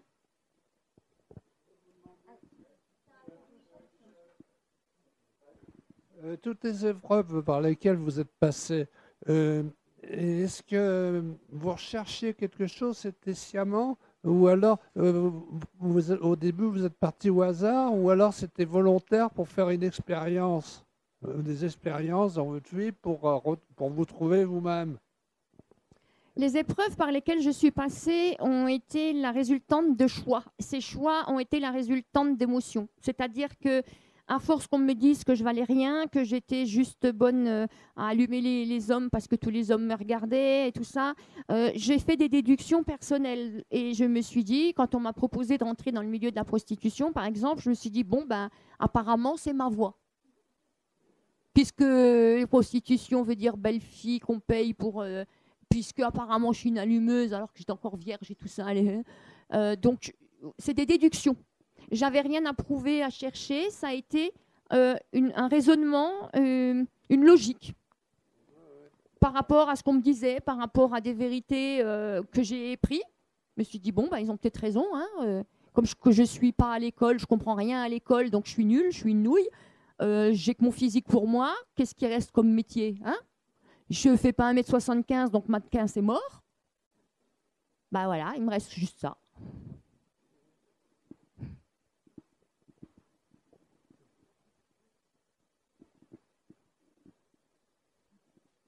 En fait, cet instinct de survie que j'ai trouvé à l'intérieur de moi, il y a une unique raison pour laquelle je l'ai laissé s'exprimer, parce que vraiment, j'avais qu'une envie, moi, c'était de mourir. Je m'aimais pas, j'aimais pas le monde, voilà. Par contre, mes enfants, je ne voulais pas faire à autrui ce qu'on m'avait fait. Moi, on m'a abandonnée. Il était hors de question que j'abandonne mes enfants. Et comme j'ai eu un enfant très jeune, à 18 ans, puisque j'étais persuadée d'être stérile, puisque j'avais pas eu de parents, je me suis dit, moi, je peux pas être parent non plus. Donc, déduction, t'es stérile. Bah non, ça marche pas. Donc, c'est comme ça que j'ai eu mon premier enfant très tôt. Et il était hors de question que j'abandonne comme on m'avait abandonné. Donc, je me suis raccrochée animalement à cette vie pour couver ces enfants. Et puis, j'en ai perdu sur le parcours de vie. L'aîné, par exemple, ne fait plus partie de mon entourage proche, même s'il reste mon fils aîné, mais je ne regrette pas. Et ce n'a pas été non plus une procuration. Je veux vivre pour mes enfants. Non, c'était dans mes valeurs, en fait. Donc, j'ai toujours été fidèle à mes valeurs. Et à ce moment-là, je ne peux rien regretter du tout.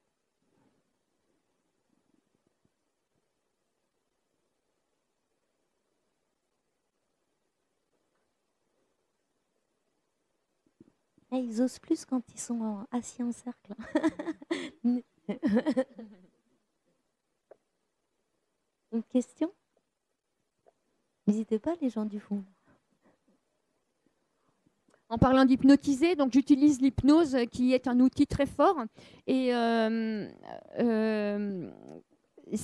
y a beaucoup de personnes qui ont des a priori par rapport à l'hypnose parce que volontairement, des gourous et des maîtres spirituels ont mis une notion de dangerosité ou de manipulation, et la culture aussi s'en est chargée pour dénaturer, mais sachez que c'est quelque chose qui est utilisé par les anciennes civilisations égyptiennes pour opérer tout ça, donc il n'y a rien de plus naturel.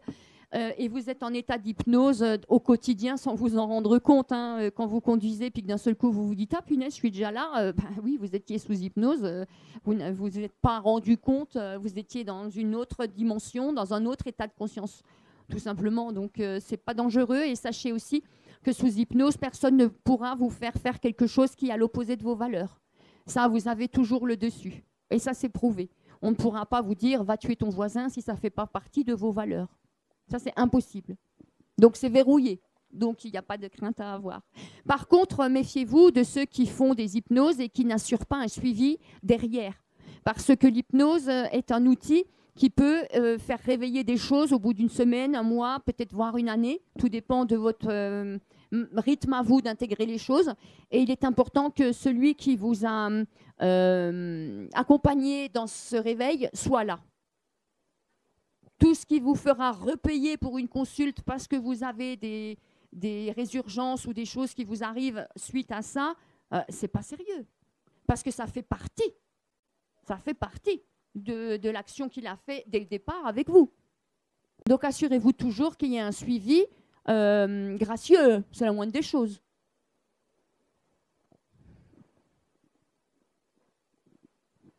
Oui, Bernard, pardon.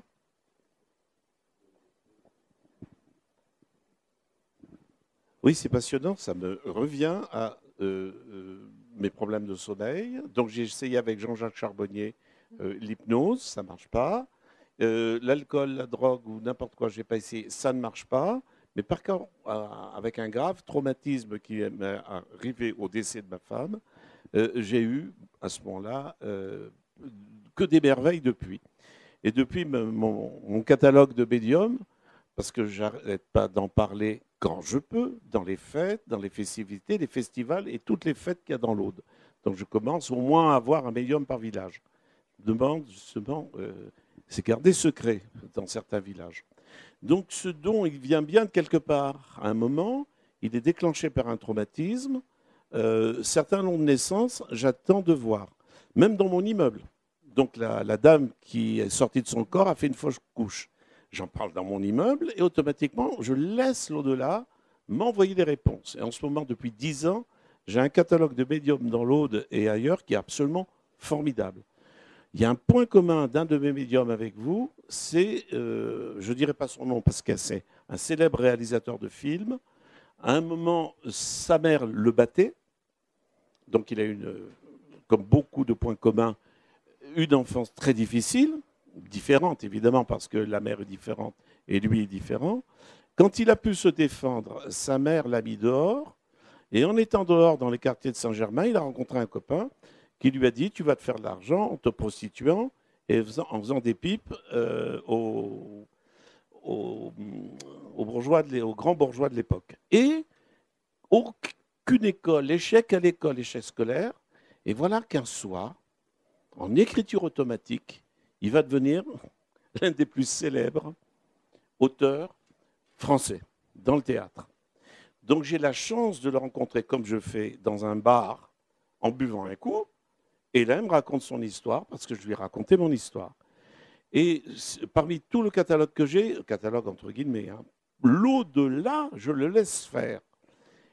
Je mets l'étincelle d'en parler. Si j'ai des réactions en face, je note. Et c'est extraordinaire, j'observe. Et j'observe donc le choc, la violence qu'il a reçue étant enfant, et le passage par la prostitution. Mais jamais il a fait d'école, jamais il a fait de la littérature. Et voilà qu'en 20 ans, en écriture automatique, quelque chose se passe et il devient un des plus célèbres auteurs français sans avoir fait d'études littéraires.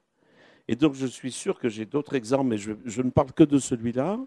Donc le point commun avec vos différences, c'est déjà c'est un homme, vous êtes une femme. La prostitution, qui est quand même, c'est pas courant, mais bon voilà, il l'a pris comme vivant le présent jusqu'à l'époque de 20 ans à peu près. Et ces sorties de corps, c'est très étonnant parce que moi, l'au-delà, c'est quand il décide que je le fasse. Donc c'est pas moi qui le veux. Surtout jamais. J'en parle, je mets la petite étincelle, et puis si quelque chose au-dessus dit oui, c'est oui. Si c'est non, je vais boire un coup, hein, un coup d'eau si possible, hein, d'H2O.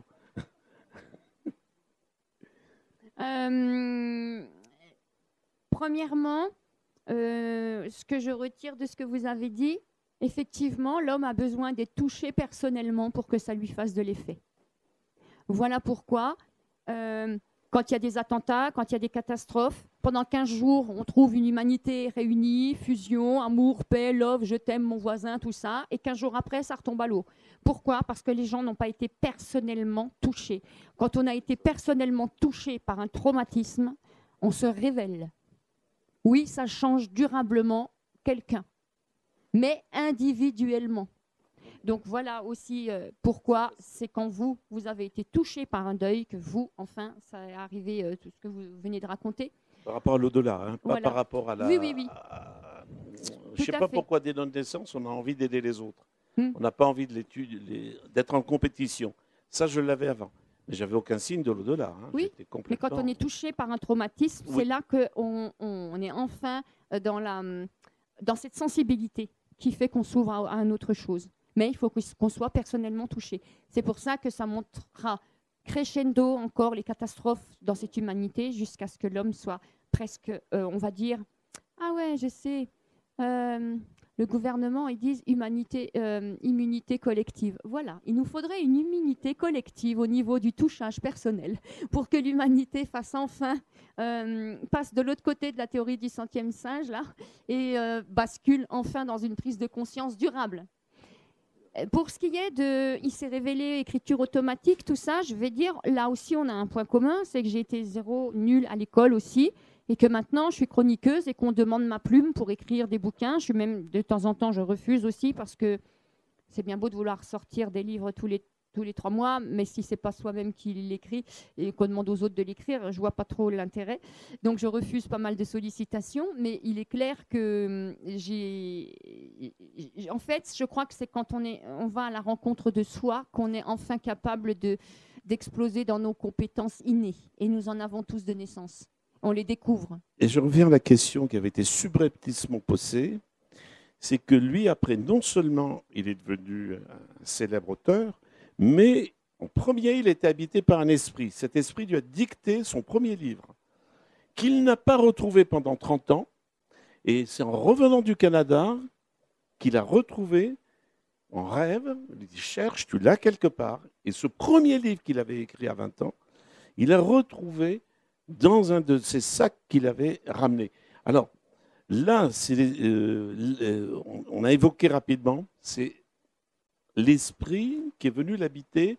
Alors, est-ce qu'il est habité par un esprit écrivain? Enfin, Victor, on voit beaucoup de personnes qui sont habitées par des esprits qui ont différentes compétences. Oui, c'est la grande mode, ça. Et en plus, ça le fait. Mais je dirais quelque chose, c'est que beaucoup de gens se déresponsabilisent parce qu'ils ne peuvent pas concevoir qu'ils ont ces compétences et qu'ils vont interpréter ça en disant que c'est l'esprit d'un tel qui se manifeste à travers eux.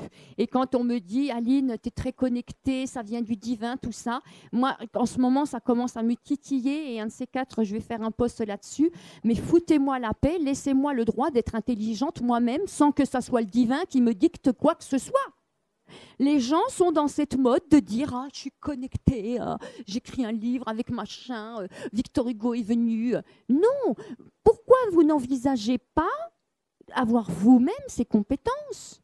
Vous croyez pas qu'il a autre chose à foutre, Victor Hugo et compagnie, que de venir écrire des textes avec vous? Et beaucoup pensent, délèguent, parce qu'ils ne s'auto-légitiment pas.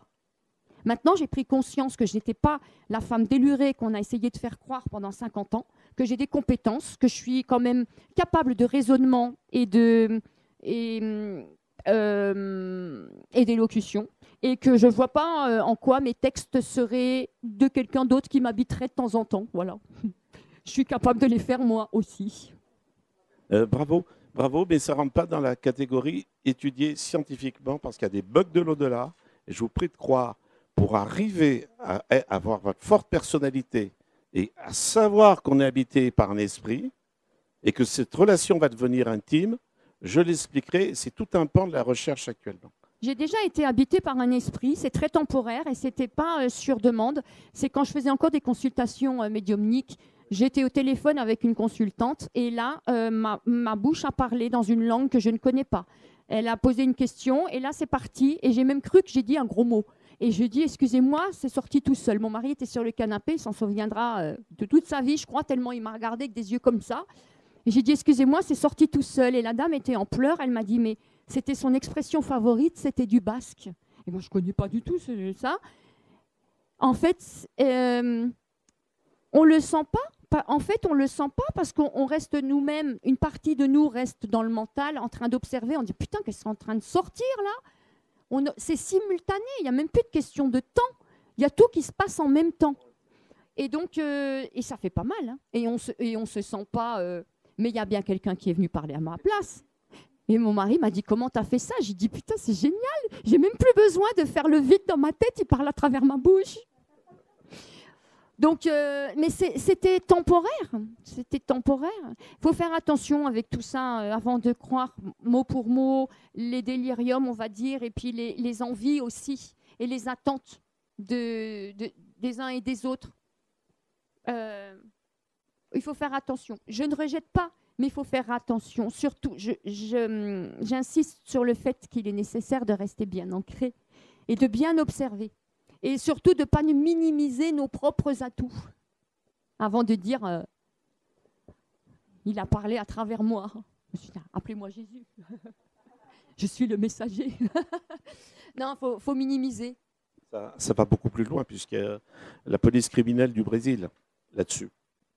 Parce qu'ils ne sont pas tous des bisounours. Donc j'ai à peu près 5% de mes observations où il y a l'esprit est habité, pas en France, hein, mais la police criminelle au Brésil va voir et fait la différence, commence à faire la différence entre les gens qui sont habités et qui ont malheureusement fait des crimes. Au Brésil, en plus, c'est la mode. Hein, avec les gourous qu'il y a là-bas, oui, je comprends, mais je ne réfute pas.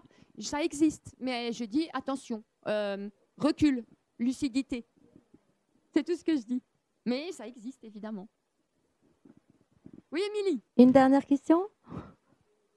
Oui. Oui, vous avez insisté beaucoup sur s'ancrer, etc. Est-ce que vous avez une méthode particulière à me transmettre et à nous transmettre? C'est tout simple. Et puis, Marie-Hélène, tu l'as déjà. Merci. S'ancrer, il y en a qui vont vous dire, tu imagines des racines qui vont dans la terre, tout ça. On peut imaginer plein de techniques. Mais s'ancrer, ça veut tout simplement dire aimer, accepter son incarnation, aimer la vie, aimer la chair. C'est pas malsain. La religion a trop mis de connotations négatives avec la chair, avec faire l'amour, avec le bon vin, la bonne nourriture. On ne nous demande pas de vivre une vie de sainteté, mais d'être authentique, d'être réjoui, d'être cet enfant qui s'émerveille et qui ne veut que du bon autour de lui. Voilà. Et en tant qu'adulte, on nous demande juste de faire des choix judicieux en conscience. Voilà. Et ce n'est pas juger, c'est juste constater et prendre des directions. Être ancré, ça veut tout simplement dire aimer la vie, se réjouir de la prochaine étape, se réjouir du prochain lendemain. Tout simplement ça. Et aimer son corps avec ce qui peut apporter de plaisir par la nourriture, par l'autre. C'est juste ça, être ancré. C'est pas être perché. Parce que là, ils sont inaccessibles, ces gens-là. Ils sont dans un autre monde. « Hé, oh, t'es là, tu m'écoutes? Oui, attends, je capte. Mais ça sert à quoi? Mais il y a là-haut, là, dans d'autres sphères. C'est pas ça, être incarné et aider son prochain. C'est lui foutre les jetons, ça.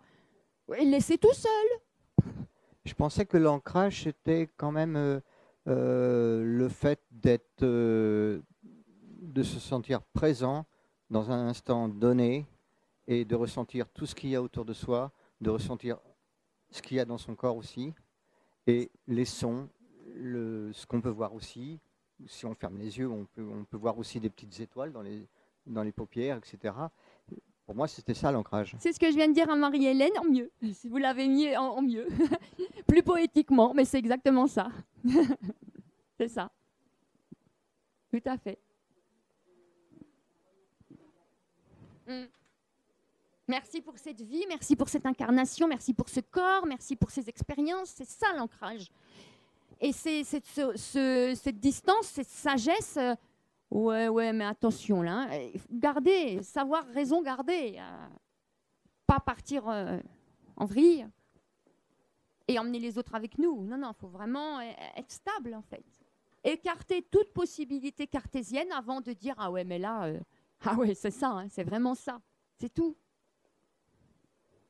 Bah écoute, Merci beaucoup Aline pour tout cet échange et toutes ces clés. Merci infiniment pour cette authenticité vraiment de cœur. Merci à toi. Merci au domaine de la salle, Saint-Marc et Émilie. Et merci à vous tous pour votre écoute, votre présence et d'être venus jusqu'à nous. Et je ne sais pas si je l'ai dit au début, mais Émilie, merci d'avoir insisté pour que je vienne, malgré mon refus il y a 2 ans, pour mauvais timing à l'époque. Voilà, mais avec grande envie de venir et je reviendrai si vous voulez, avec grand plaisir.